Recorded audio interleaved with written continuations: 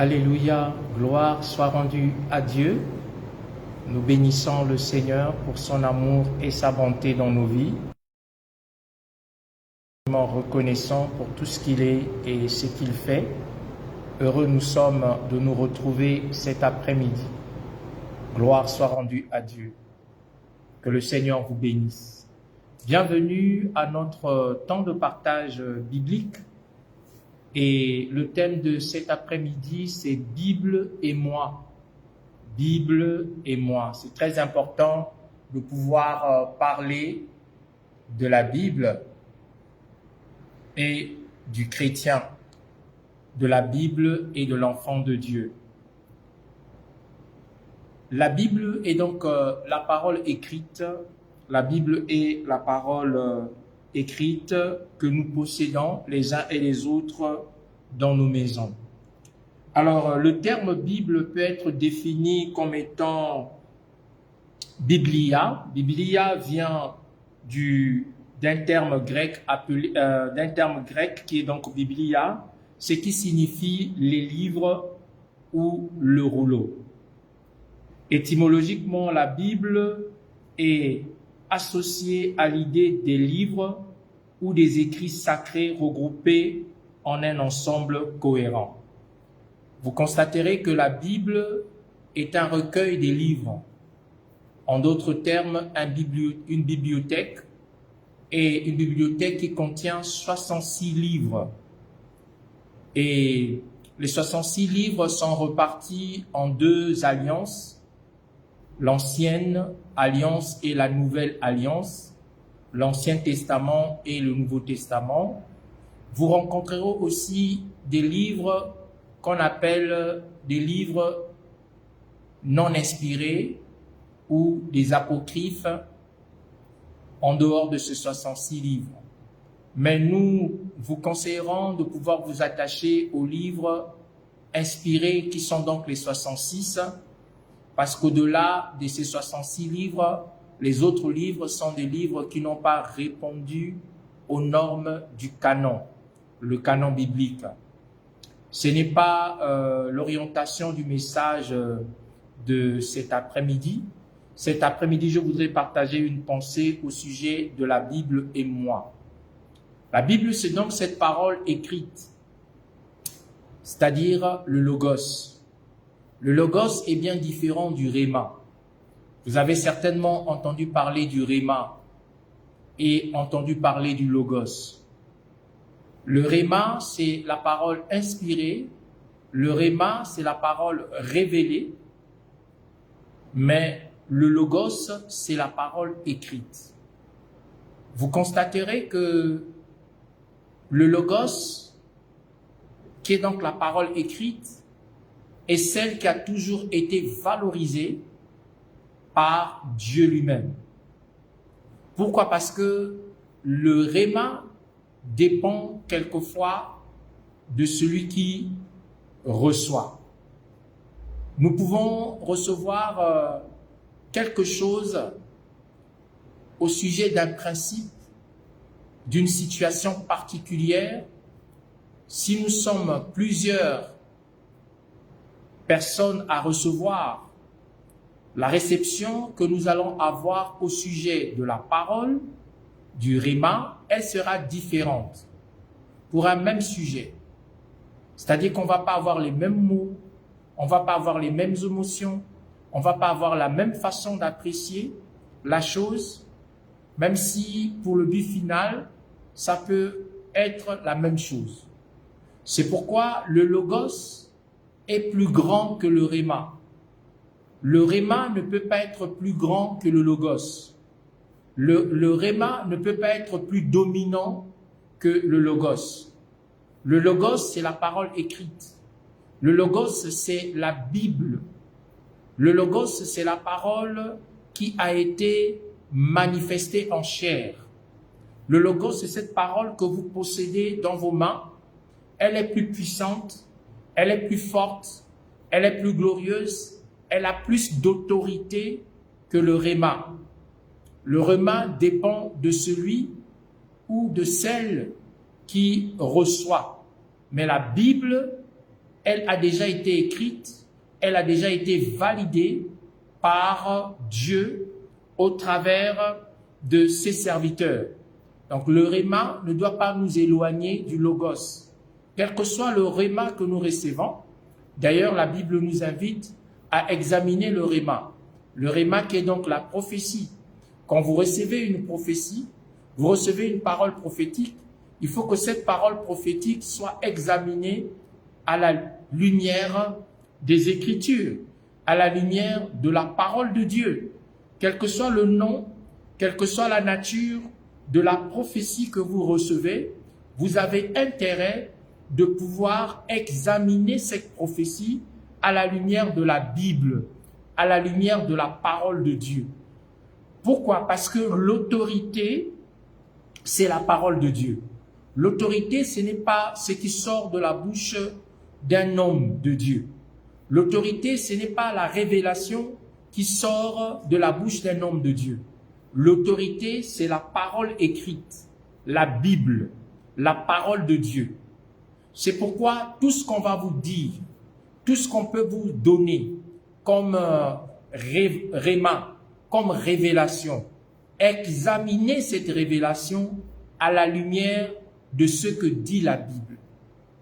Quel que soit l'homme qui vous le confie, quel que soit l'homme qui vous confie la révélation, vous devez examiner cette révélation à la lumière de la parole de Dieu. Je vais ouvrir une parenthèse. J'étais en train de discuter avec un jeune homme qui, lui, m'a posé une question essentielle. Il m'a dit que la génération d'aujourd'hui, elle est un peu plus avancée que les générations antérieures. Et il a pris l'image sur les générations de nos pères. Il a sauté ma génération pour parler des générations de nos parents.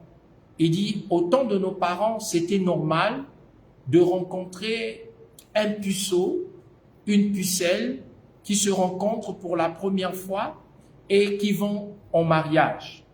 Donc c'était normal au temps des générations de nos parents ou de nos grands-parents.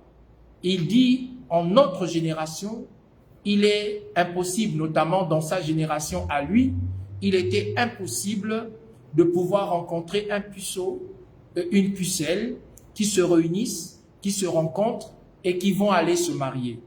Et il est en train de me dire que c'est tout à fait normal, parce que la génération d'aujourd'hui veut que les choses soient comme ça.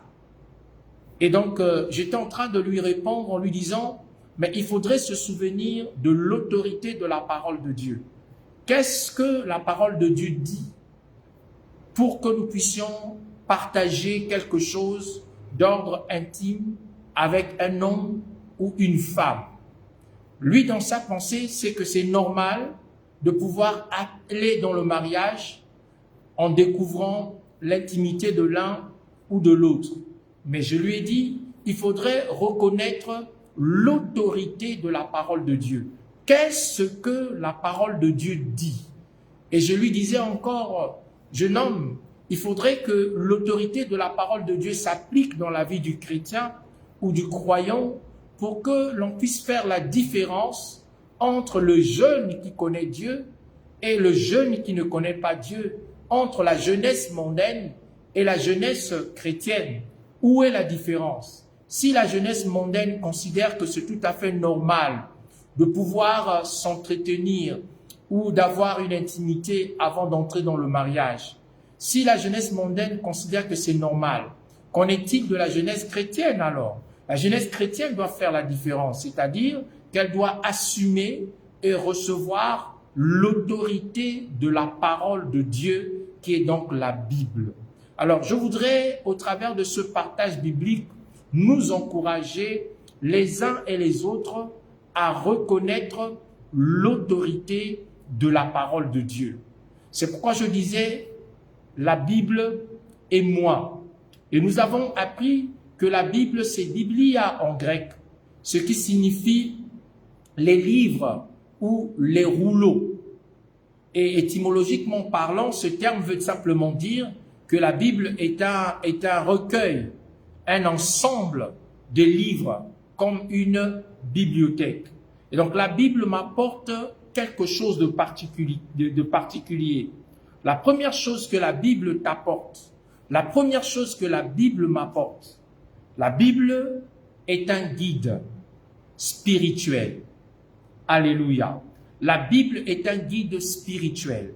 Nous avons besoin de pouvoir nous plonger ou plonger nos regards dans la Bible, qui est un guide spirituel. Pourquoi nous disons guide spirituel?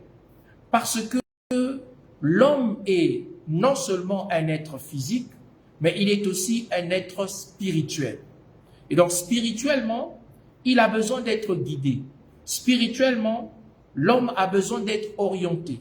Spirituellement, l'homme a besoin de pouvoir avoir une direction. Aujourd'hui, si vous voulez vous rendre quelque part, on va vous soumettre à une cartographie. Elle peut être une cartographie virtuelle qui va établir votre chemin, qui va tracer votre route d'un point X à un point Y, d'un point A à un point B. Sinon, si vous n'avez pas cette cartographie virtuelle, vous pouvez avoir des cartes physiques, des plans qui peuvent être des plans de métro, des plans des trains, des plans des villes, et vous pouvez vous rendre d'un point à un autre en suivant ce qui est marqué sur la carte. Ainsi, la Bible est un guide spirituel. C'est très important que sur la terre, nous puissions revenir à notre guide. Quand vous achetez un véhicule, le concessionnaire prend le soin de vous remettre un manuel. Le manuel que le concessionnaire vous donne vous servira de pouvoir entretenir le véhicule, de pouvoir vous aider à comprendre les mécanismes du véhicule, de pouvoir vous aider à réaliser combien est-ce que c'est très important l'entretien du véhicule en respectant, en respectant dans votre vie, dans votre façon de faire, le code ou les instructions qui sont marquées dans le contenu du manuel. Alors cet après-midi, c'est pour vous dire que la Bible est le guide spirituel. La Bible joue le rôle de guide spirituel. La Bible offre des enseignements moraux. La Bible offre aussi des enseignements éthiques pour orienter la vie du croyant dans sa relation avec Dieu. C'est très important que vous puissiez comprendre que la Bible est un guide spirituel qui vous offre des enseignements moraux, qui vous offre des enseignements sur le plan de l'éthique, donc les valeurs pour orienter votre vie ou la vie du croyant dans sa relation avec Dieu. En fait, dans la relation avec Dieu, pour que nous puissions jouir d'une relation parfaite avec Dieu, il faudrait que nous nous laissions guider par la Bible. Pas se laisser guider par ce que les hommes disent. Pas se laisser guider par ce que les hommes révèlent de la part de Dieu. Sinon, ça serait juste une divination. Vous avez besoin de mettre au centre de votre relation avec Dieu la Bible. Vous avez besoin de mettre au centre de votre relation avec Dieu la Bible.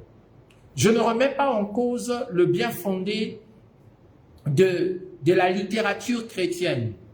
La littérature chrétienne est certainement très inspirante. Elle traite de beaucoup de thèmes. Elle traite de plusieurs sujets. Elle nous permet d'avoir de la connaissance.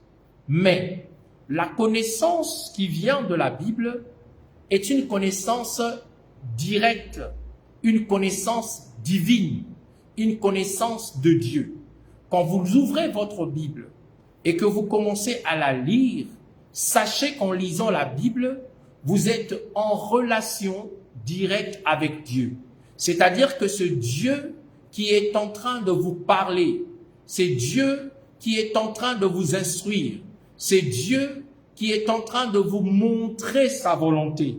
C'est ce que nous étions en train de dire tout à l'heure, que la Bible étant le guide spirituel vous enseigne sur le plan moral, sur le plan éthique, et elle vous révèle, elle vous oriente pour que vous puissiez avoir une relation avec Dieu. Le but du diable, c'est que nous puissions nous attacher plus à la littérature chrétienne, que nous puissions nous attacher aux livres, qui sont des livres écrits certainement par des éminents hommes de Dieu, par des éminentes femmes de Dieu. Il n'y a pas de problème à pouvoir lire des livres, qui sont des livres à caractère chrétien, à lire des brochures, qui sont des brochures à caractère chrétien. Mais l'autorité suprême, l'autorité absolue, c'est la Bible, c'est la parole de Dieu. Vous en avez besoin, j'en ai besoin, nous en avons besoin pour notre marche avec Dieu. Nous pouvons marcher avec le Seigneur si et seulement si nous marchons selon ce qui est écrit. La Bible dit que les chrétiens des Bérées, quand on leur enseignait quelque chose, quand on leur exposait une révélation, un réma, une parole, quoi que ce soit, ce chrétien des Bérées entrait chez eux, ils ouvraient les livres, ils ouvraient le rouleau, ils partaient examiner dans la Bible si ce qu'on leur avait enseigné était vrai ou faux. Combien de personnes parmi nous faisons comme ça? Combien de personnes parmi nous agissons comme ça? Combien de personnes parmi nous avons la science de repartir dans les Écritures, de repartir dans ce qui est écrit, dans la Bible, pour pouvoir examiner ce que le pasteur a dit? Est-ce que c'est écrit? Ce que le prophète a dit? Est-ce que c'est écrit? Ce que l'homme de Dieu a dit? Est-ce que c'est écrit? En fait, en le disant, je voudrais placer au-dessus de tout le monde, comme Dieu l'a fait lui-même, au-dessus de chaque homme, au-dessus de chaque femme, l'autorité de la Bible, l'autorité de la parole de Dieu dans nos vies. Écoutez, la Bible dit, dans le psaume 119, le verset 105, « Ta parole est une lampe à mes pieds et une lumière sur mon sentier. » Donc, dans ce monde, Dieu ne nous a pas donné un livre ordinaire qui doit guider nos pas, qui doit montrer notre chemin. Non, Dieu nous a donné la Bible. Dieu nous a donné sa parole. Dieu t'a donné sa parole. Pas la parole révélée, mais la parole écrite. La Bible, elle est très importante d'être dans ton cœur, dans tes mains, pour te permettre de pouvoir marcher. Il est dit, ta parole est une lampe à mes pieds. On peut dire, la Bible est une lampe à mes pieds. La Bible est une lumière sur mon sentier. C'est ce que l'on peut dire. C'est ce que l'on peut faire remarquer. C'est ce que l'on peut dire à quiconque veut avoir une relation avec Dieu. C'est difficile d'avancer avec les révélations seulement. Aujourd'hui, plusieurs se lèvent et ils vont voir l'homme de Dieu. Qu'est-ce que Dieu dit à mon sujet? Qu'est-ce que Dieu t'a dit, prophète? Qu'est-ce que Dieu t'a dit, pasteur? Qu'est-ce que Dieu t'a dit, apôtre, à mon sujet? Il n'y a pas de problème à recevoir le réma. Mais le réma n'est pas plus grand que ce que Dieu a déjà dit à ton sujet. Si tu veux savoir tout ce que Dieu a dit à ton sujet, tout ce que Dieu a dit au sujet de ta famille, tout ce que Dieu a dit au sujet de tes enfants, tout ce que Dieu a dit au sujet de ta vie sur terre en tant que pèlerin, il faudrait aller lire la Bible. Il faut juste lire la Bible. La Bible n'est pas un livre qui est resté codé. Non, la Bible n'est pas un livre qui est resté scellé. La Bible a été décellée, la Bible a été décodée. Au travers de la vie de Jésus, la Bible a été décodée. Sauf si nous, serviteurs de Dieu, nous voulons compliquer les choses. Nous voulons rendre les choses beaucoup plus mystérieuses afin de pouvoir retenir les gens dans la captivité, afin qu'ils attendent l'interprétation que nous voulons donner. Mais sinon, en observant la vie de Jésus sur la terre, on découvre au travers de la Bible, au travers de la vie de Jésus, que la Bible est un livre qui a été ouvert, un livre qui a été décodé, le scellé a été brisé, et donc du coup, tout le monde a accès à la parole de Dieu. Et donc quand vous lisez la Bible, sachez que c'est Dieu qui vous parle au travers de la Bible. le moyen par lequel Dieu vous parle, parle à votre esprit, parle à votre âme, c'est au travers de la Bible. C'est pourquoi je voudrais vous encourager, moi le premier, afin que nous puissions faire l'effort de pouvoir avoir la Bible comme notre livre de chevet. Vous avez aujourd'hui la possibilité de lire la Bible, mais aussi la possibilité d'écouter la Bible au travers des Bibles virtuelles, au travers de l'Internet. Donc c'est une façon de vous dire que la Bible est une lampe à vos pieds et une lumière sur votre sentier. Vous savez, sur la terre, vous avez besoin de la lampe. La lampe qui est la parole de Dieu, qui est donc la Bible. J'insiste en disant la Bible. La Bible. Elle doit avoir sa place dans ta vie. Elle doit avoir sa place dans ma vie. Elle doit avoir sa place dans notre vie. Je disais qu'elle est une lampe et qu'elle est une lumière. Lampe à nos pieds, lumière sur notre sentier. Vous en avez besoin. La Bible, en fait, joue aussi le rôle, non seulement de guide, mais la Bible joue aussi le rôle d'une révélation divine. La Bible nous donne la révélation divine. La Bible est la prophétie par excellence. La Bible est la révélation par excellence. Vous avez besoin simplement de vous attacher à ce que la Bible dit pour entrer dans la révélation au sujet de ce que Dieu est et le sujet de ce que Dieu dit que vous êtes. Amen. Donc pour plusieurs croyants, la Bible est considérée comme la parole de Dieu. Et je dis oui, que la Bible est la parole de Dieu. Elle nous révèle la volonté de Dieu. Elle nous révèle le caractère de Dieu. Elle nous révèle les desseins de Dieu pour l'humanité. Donc, si vous voulez connaître la volonté de Dieu, lisez la Bible. Connectez-vous avec la parole de Dieu. Si vous voulez connaître le caractère de Dieu, par exemple, lisez la Bible.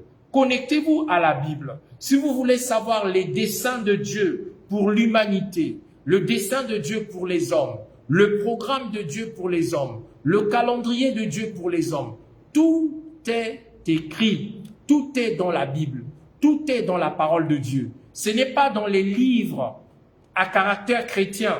Ce que Dieu dit, ce que Dieu veut, il l'a déjà dit au travers de la Bible, au travers de sa parole. Écoutez, la Bible dit, dans 2 Timothée 3, verset 16, « Toute écriture est inspirée de Dieu, utile pour enseigner, pour convaincre, pour corriger, pour instruire dans la justice. » Vous comprenez que toute écriture est inspirée de Dieu. L'écriture qui est inspirée de Dieu ici, c'est la Bible. La Bible a été inspirée par Dieu. La Bible est utile pour enseigner. La Bible est utile pour convaincre. La Bible est utile pour corriger. La Bible est utile pour instruire dans la justice. Et la Bible dit que afin que l'homme de Dieu soit prompte à toute bonne œuvre. Donc la Bible, en fait, elle te révèle la volonté divine. Elle te révèle la volonté divine. Pourquoi? Parce qu'elle a été inspirée par Dieu lui-même. Vous attendez quelque chose de la part de Dieu. Mais allez-y lire la Bible. Lisez votre Bible. Vous saurez ce que Dieu dit à ce sujet-là par rapport à votre vie. Est-ce que c'est au sujet du mariage? Qu'est-ce que Dieu dit au sujet de mon mariage, prophète? Il n'y a rien de nouveau que Dieu dise au sujet de votre mariage, si ce n'est ce qui est écrit. En ce qui concerne le mariage, par exemple, il est écrit à l'homme d'aimer sa femme comme le Christ a aimé l'Église jusqu'à se sacrifier pour elle, par exemple. C'est la plus grande révélation et c'est ce qui est écrit. Donc si vous mettez déjà en pratique ce qui est écrit, vous aurez moins de problèmes dans votre maison, dans votre famille, en tant que mari, parce que Dieu vous a déjà révélé la volonté, sa volonté par rapport au mari, au sujet de la Bible, au sujet du mariage. Donc vous avez besoin de repartir dans la Bible. La Bible dit à la femme d'être soumise à son mari. C'est déjà la révélation de la parole écrite. Aucune autre révélation ne peut être plus grande que ce qui est déjà écrit à ton sujet dans la Bible. nous cherchons des choses loin de la Bible alors que la révélation divine est déjà là. Cette révélation divine qui est la parole de Dieu, qui est la parole écrite, qui a été inspirée de Dieu, est utile pour t'enseigner. Cette parole est utile pour te convaincre, pour te corriger, pour t'instruire dans la justice, afin que tu sois prompte aux bonnes œuvres. Ne va pas chercher une révélation ailleurs. Ne va pas chercher une autre pensée ailleurs. Entre dans les Écritures.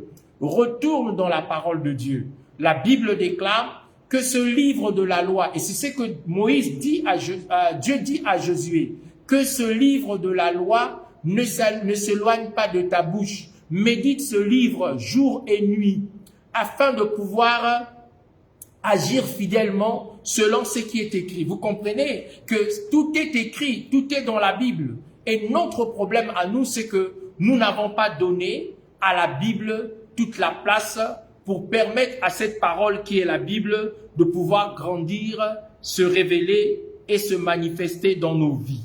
Amen. La Bible te parle aussi de l'histoire de la foi. Alléluia. La Bible nous parle de l'histoire de la foi. La Bible raconte l'histoire du peuple de Dieu, illustrant les défis, les triomphes et des leçons de foi qui peuvent inspirer la relation personnelle avec Dieu. C'est ça la particularité de la Bible. C'est bien, vous pouvez vous être inspiré, aller lire des livres qui vont vous inspirer, mais les livres chrétiens ou la littérature chrétienne ne vous donnera pas la foi, par exemple. La foi ne vient pas de ce que nous lisons les livres à caractère chrétien. Non, la connaissance, on peut recevoir une connaissance en lisant les livres à caractère chrétien. Mais la foi, tu ne l'auras pas en lisant les livres de motivation, en lisant les livres de ci, de ça. Non, la foi, tu ne peux pas l'avoir comme ça. La foi, pour l'avoir, il faudrait que tu sois exposé à la lecture de la parole de Dieu. Parce que la Bible dit, la foi vient de ce qu'on entend, la parole de Dieu. Donc, c'est la parole de Dieu qui donne la foi à quiconque l'entend. Donc, si tu veux avoir la foi, si tu veux marcher par la foi, il faut lire la parole de Dieu. Et la Bible nous parle de l'histoire de la foi. La Bible fait l'éloge de la foi. La Bible fait le culte de la foi. La Bible valorise la foi. La Bible valorise la foi au travers de l'histoire du peuple d'Israël, en illustrant les défis par lesquels ils sont passés, les triomphes, les leçons de foi qui peuvent inspirer ta relation avec Dieu. Donc, si tu veux la foi, attache-toi à la Bible. Tu peux écouter un enseignement qui parle, une lecture qui parle de la foi, mais il faudrait que Dieu te parle au travers de ce que tu lis, au travers de ce que tu écoutes. Alléluia. La Bible raconte dans cette histoire de la foi de comment cela est illustré dans le livre de Hébreux chapitre 11. Lisez le livre d'Hébreux chapitre 11. Le livre d'Hébreux chapitre 11, c'est un livre, Hébreux est un livre de la Bible. Lisez le chapitre 11 et vous verrez que dans Hébreux chapitre 11, on fait l'éloge des héros dans la foi. De comment est-ce qu'il y a deux catégories de héros dans la foi. Il y en a qui sont héros de la foi, qui ont remporté des victoires, qui ont gagné des victoires. D'autres héros de la foi n'ont pas pu gagner, n'ont pas pu remporter des victoires, mais la Bible les classe toujours dans la catégorie de héros dans la foi. Vous avez besoin de vous attacher à votre Bible. Lisez votre Bible. Connectez-vous à votre Bible. Attachez-vous à ce qui est écrit, au sujet de la situation par laquelle vous passez. Tout est déjà écrit. Tout est écrit. Toute écriture est inspirée de Dieu. Donc, tout est déjà écrit à votre sujet, ce dont vous avez besoin. Alors, la Bible m'aide à comprendre l'histoire de la foi. La foi a toute une histoire. Ça a commencé depuis la Genèse, en Apocalypse, jusqu'à aujourd'hui. La foi est une histoire. Et quand vous lisez même les livres des Actes des Apôtres, c'est un livre qui n'est pas clôturé. Pourquoi? Parce que ce sont les actes, en fait, du Saint-Esprit. Dire Actes des Apôtres, oui, parce que le Saint-Esprit a utilisé les apôtres. Mais en vérité, ce sont les actes du Saint-Esprit. Et le Saint-Esprit est capable de se servir de vous. Le Saint-Esprit est capable de se servir de moi. Le Saint-Esprit est capable de se servir de nous afin que les actes des apôtres continue, afin que le livre des actes continue à être vivant dans la vie des hommes. Mais par quel moyen? Par le moyen de la foi. Pas la foi en autre chose, en quelque chose d'autre, mais la foi dans la Bible, la foi dans la parole de Dieu. Lis ta Bible, lis même un verset, lis même un texte, lis quelque chose qui vient de la Bible. Quand tu lis la Bible, c'est Dieu qui te parle. Et vous allez savoir que dans le monde des ténèbres, Lucifer, Satan, a 10 commandements. Il a 10 commandements. Et parmi ces 10 commandements, il y a un commandement, le premier commandement de Lucifer, Satan, c'est que il dit empêcher les chrétiens à pouvoir, 1, prier, 2, dans le même commandement, à lire la Bible et encourager les chrétiens à lire les livres à caractère chrétien, afin qu'ils puissent avoir moins de connaissances au sujet de ce que Dieu leur dit dans la Bible, et de les affaiblir. Donc le but de Satan, c'est quoi? C'est que tu ne t'attaches pas à la Bible, afin que tu puisses être faible. L'une des raisons pour lesquelles tu es faible, l'une des raisons pour lesquelles je suis faible, l'une des raisons pour lesquelles le christianisme d'aujourd'hui est faible, c'est parce que les chrétiens ne lisent plus leur Bible. Les chrétiens n'achètent plus la Bible. La Bible, en fait, ne se lit plus. La Bible ne s'achète plus. On achète plus de livres. Vous pouvez acheter des livres. Je nous encourage à acheter des livres parce que nous avons des bons écrivains au milieu des chrétiens, au milieu des chrétiens, qu'ils soient protestants, évangéliques. Oui, nous avons des gens qui sont inspirés, mais leur inspiration n'est pas plus puissante que ce que Dieu dit la Bible. Donc pour vous aider à grandir dans la foi, à manifester la foi, attachez-vous à ce que la Bible dit. Si ce qu'on vous révèle, si ce qu'on vous montre, si ce qu'on vous manifeste n'est pas écrit dans la Bible, même si c'est appelé acte prophétique, faites attention. Quand c'est pas écrit, c'est pas écrit. Quand c'est pas écrit, c'est pas écrit. La Bible dit qu'on ne peut pas enlever un seul iota de ce qui est écrit, un trait de lettre. Quand la lettre L est écrite, la Bible dit que cette lettre L doit être présentée dans sa totalité devant Dieu. On ne peut pas enlever une petite trace de cette lettre. Quand on enlève une petite trace de cette lettre, elle n'est plus complète. Donc un commandement doit être complet. Lorsque nous avons face à un commandement, il ne faut pas diluer le commandement, il ne faut pas mélanger le commandement avec autre chose, il faudrait assumer ce que la Bible dit. Je peux vous garantir que nous avons aujourd'hui beaucoup de problèmes, nous avons beaucoup de difficultés, nous avons rencontré beaucoup de soucis et nous sommes en train de le rencontrer aujourd'hui. Nous payons cher à cause de ce que nous n'avons pas fait ce que la Bible disait. Nous n'avons pas fait ce que la Bible dit. Nous n'avons pas accompli ce que la Bible dit. Et nous sommes en train de payer le prix de notre désobéissance. Nous sommes en train de payer le prix de notre incrédulité. Nous sommes en train de payer le prix de nos doutes. Parce que nous n'avons pas fait ce que la Bible dit. Dans ce sujet-là, dans cette difficulté, dans ces problèmes, dans cette vallée, dans ce trou, avant que tu ne tombes dedans, la Bible t'avait déjà averti. La Bible m'avait déjà averti. La Bible nous avait déjà averti. Mais comme la Bible a perdu son autorité, c'est ça, la parole de Dieu a perdu son autorité. Ce n'est pas qu'elle n'a plus d'autorité. La parole de Dieu a de l'autorité dans la vie de celui qui place sa foi en elle.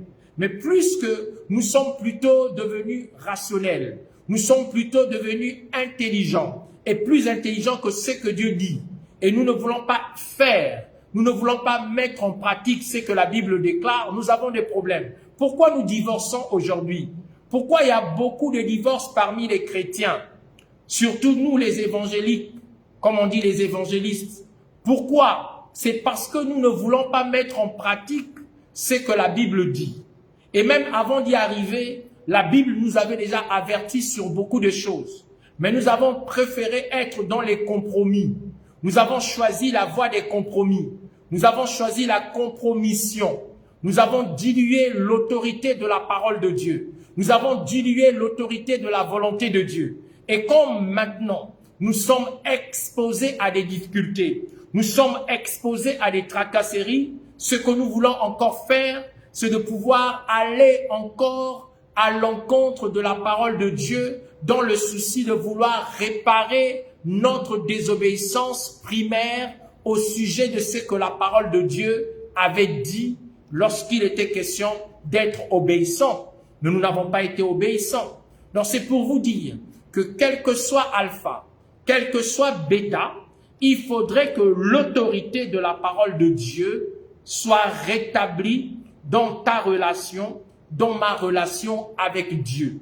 Si l'autorité de la Bible, je redis, l'autorité de la Bible, elle n'est pas établie, si la Bible continue à rester pour toi et moi un livre ordinaire, un livre comme les autres, un livre comme les autres, de tout écrivain ordinaire, si on va comparer la Bible à un livre de motivation, si on va comparer la Bible à un livre de prospérité, si on va comparer la Bible au livre de ce monde, et que la Bible perd son autorité supérieure, vous allez vous rendre compte que nos vies tourneront en rond. Parce que tout est écrit, tout est déjà mentionné dans la Bible.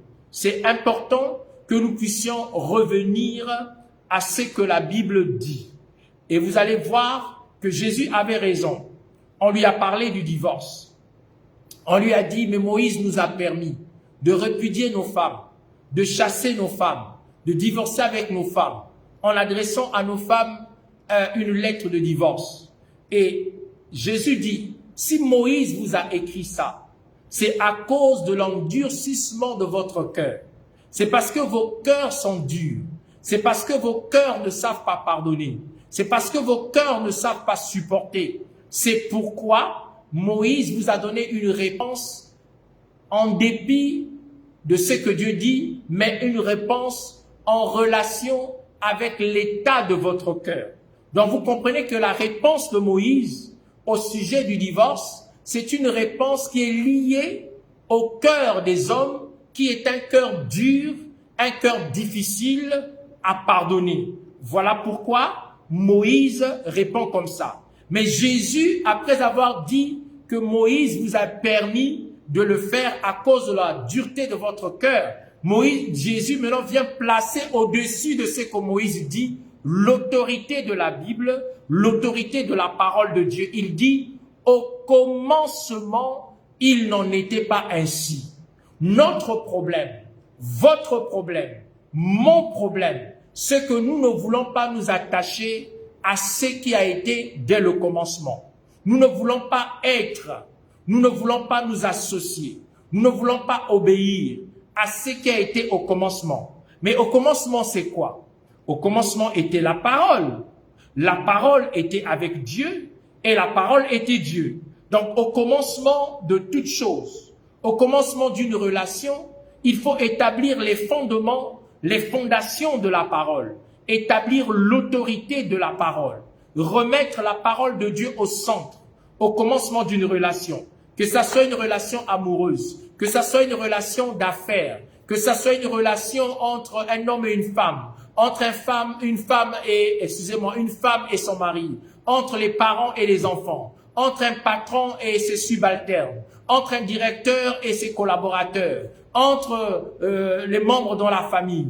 Au commencement, la parole, c'est-à-dire au commencement Dieu. Si tu mets Dieu au commencement, tu apprendras à t'humilier et à demander pardon. Si tu mets Dieu au commencement, tu apprendras à accepter le pardon qui va être demandé. Si tu mets Dieu au commencement, tu accepteras la démarche de l'autre qui consiste à pouvoir réparer. En fait, si nous mettons Dieu au commencement, la parole de Dieu, l'autorité de la parole de Dieu, l'autorité de la Bible, nous verrons que nos vies vont être changées, nos vies vont être transformées. Le problème, c'est celui-là. Où est la Bible dans ma relation avec Dieu? Où est la place de la Bible? Où est la place de la Bible dans ma relation avec mon prochain? Où est la place de la Bible dans ma relation avec Dieu et dans ma relation avec mon prochain? Mon prochain, ça peut être ma femme. Mon prochain, ça peut être mon mari. Mon prochain, ça peut être mes enfants. Mon prochain, ça peut être mon patron. Mon prochain, ça peut être mon collègue. Mon prochain, ça peut être mon voisin. Mon prochain, ça peut être mon père. Mon prochain, ça peut être ma mère. Mon prochain, ça peut être une autorité. Mais la Bible a tout dit au sujet des parents. La Bible a tout dit au sujet des autorités. La Bible a tout dit au sujet des époux. La Bible a tout dit au sujet des enfants. La Bible a tout dit au sujet des voisins, au sujet des uns et des autres. La Bible a tout dit. Mais qu'est-ce que nous avons à chercher autre chose au-delà de ce qui est déjà écrit? C'est notre démangeaison. La Bible dit que les hommes d'aujourd'hui ont la démangeaison d'écouter les bonnes choses. Ils sont plutôt livrés à écouter les bonnes choses. Et la Bible dit qu'ils se sont donnés une foule de docteurs, une foule des enseignants, une foule de docteurs qui leur livrent les paroles qui vont réjouir leur chair, qui vont réjouir leur homme intérieur. C'est ça le problème que nous avons. Mais cependant, Dieu aimerait que la Bible redevienne le centre de la relation que nous avons avec lui. Mets Dieu au centre, ce problème sera réglé. Mets la Bible au centre, ce problème sera réglé. Ce n'est pas un problème, une question de naïveté. On va pas dire, mais pasteur, il me semble que agir comme la Bible dit, c'est naïf. La Bible est archaïque. C'est un peu ce que ces jeunes hommes me disaient, que la Bible est archaïque, c'est ancien. Ça a été donné, ça presque 2000 ans aujourd'hui. Les textes sont très anciens. Pourquoi on va vivre selon les textes? Vivons selon l'actualité. Non, j'ai dit à ces jeunes hommes, ne te conforme pas au siècle présent, mais sois renouvelé par le renouvellement de l'intelligence. La Bible renouvelle l'intelligence des hommes. La Bible renouvelle la sagesse des hommes dans les relations. Et donc l'invitation à ce partage biblique, je ne sais pas, ça fait combien de fois j'ai cité Bible, et je veux que Bible puisse trouver la place dans mon cœur. Je veux que Bible puisse trouver la place dans ton cœur, que ce mot Bible puisse revenir au centre, que nous puissions apprendre encore à lire nos Bibles, que nous puissions apprendre encore à nous attacher à nos Bibles. C'est ça la parole inspirée. La Bible dit que tous les récits bibliques, tels que les psaumes, les paraboles, servent d'inspiration pour la prière, la méditation et le renforcement de la connexion spirituelle. Voilà. Donc, il y a les psaumes, par exemple, les paraboles que le Seigneur Jésus a utilisées. Ça nous inspire dans notre méditation. Ça nous renforce aussi notre communion spirituelle. Ça nous aide dans la prière. Donc, une prière se base sur ce que la Bible dit. La Bible dit dans Jacques chapitre 5, verset 16, par exemple, la prière fervente du juste a une grande efficacité. Une prière fervente, c'est une prière qui s'appuie sur ce que la Bible dit. Et je voudrais nous dire que Dieu n'exauce pas les prières seulement. Dieu exauce les prières qui sont fondées, qui ont pour fondation, qui ont pour appui, qui ont pour fondement la Bible, les paroles de la Bible. C'est pourquoi il est dit, réveille ma mémoire, plaidons ensemble, parle toi-même pour te justifier. Mais tu vas réveiller la mémoire de Dieu avec quoi? C'est avec sa parole, c'est avec la Bible, c'est avec ce que la Bible dit. Nos prières parfois sont creux.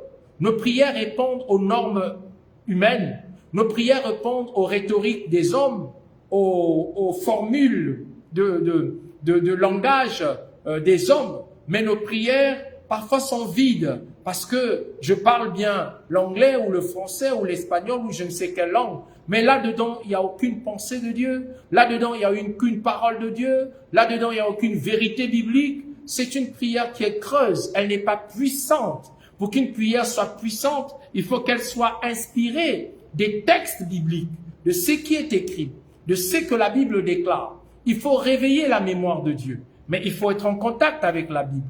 Combien parmi nous sont en contact avec la Bible et combien parmi nous acceptons l'autorité de la Bible? C'est très important. Donc le partage de ce soir, c'est de pouvoir t'inciter, c'est de pouvoir t'encourager, c'est de pouvoir te dire, mais il faudrait que tu puisses te souvenir de ce livre-là. C'est le meilleur de livres. Au ciel, il n'y aura que la Bible. Nos livres que nous sommes en train d'écrire n'entreront pas au ciel. Parce qu'au ciel, il n'y aura que la Bible. Jésus est le meilleur des docteurs. Jésus est le meilleur des enseignants. Jésus est le meilleur de pasteurs. Jésus est le meilleur de prophètes. Jésus est le meilleur des évangélistes. Alors c'est lui qui va nous révéler les choses cachées. Nous connaissons en partie. Tout ce qu'il y a ici sur terre, c'est des révélations en partie. Tout ce qu'il y a dans les autres livres, c'est des révélations en partie. La Bible est la pleine révélation. Si tu t'attaches à la Bible, le Seigneur est capable de t'instruire. Il est capable de te montrer. Il est capable de te révéler ce que dit véritablement la Bible. Tu as besoin de revenir au centre de la parole de Dieu. Besoin de revenir à ce que la Bible dit. Elle est une source d'inspiration. Alléluia. La Bible est une source d'inspiration. Les récits bibliques tels que les psaumes, les paraboles, que sais-je, servent d'inspiration pour la prière, pour la méditation et renforcent la connexion spirituelle avec Dieu. Il faut la Bible. Alors, je suis venu faire l'éloge de la Bible. En faisant l'éloge de la Bible, je suis venu faire l'éloge de la parole faite chair. En faisant l'éloge de la parole faite chair, je suis venu faire l'éloge de Jésus. Parce que Jésus, c'est la Bible. Jésus, c'est la Bible. Jésus est la parole faite chair. Jésus, c'est la parole écrite. Donc, si nous avons la parole de Dieu, nous avons Jésus. Si nous avons la Bible, nous avons Jésus. Si nous lisons nos Bibles, c'est Jésus qui nous parle. Si nous lisons la parole de Dieu, c'est Dieu qui nous parle. Et nous avons besoin de pouvoir entrer, réparer, avancer dans cette intimité de la parole de Dieu. Que le Seigneur vous bénisse. Nous allons développer les autres points, notamment la loi et les commandements. Nous allons développer les autres points, notamment Jésus le Mashiach. Nous allons développer les autres points, la consolation et le réconfort, la prochaine occasion. Mais pour ceux que nous avons reçus ce soir, j'aimerais t'encourager à pouvoir reprendre la lecture de ta Bible. Tu peux t'inspirer des méthodes qui existent. Il y a plusieurs méthodes pour la lecture de la Bible, mais tu peux simplement te laisser guider, ouvrir un texte, établir un programme de lecture de la parole de Dieu. Et Dieu, dans son amour, ne manquera pas de t'instruire, ne manquera pas de te parler. J'apprécie la compagnie des internautes et je rends grâce à Dieu pour la vie de chacun d'entre nous. Et je voudrais vous recommander à sa grâce, vous prier afin que Dieu vous renouvelle la force dans la méditation de sa parole, dans la méditation de la Bible. Que Dieu vous bénisse. À très bientôt. Si vous êtes à Libreville et que vous souhaitez faire une offrande, c'est au 077 94 22 22.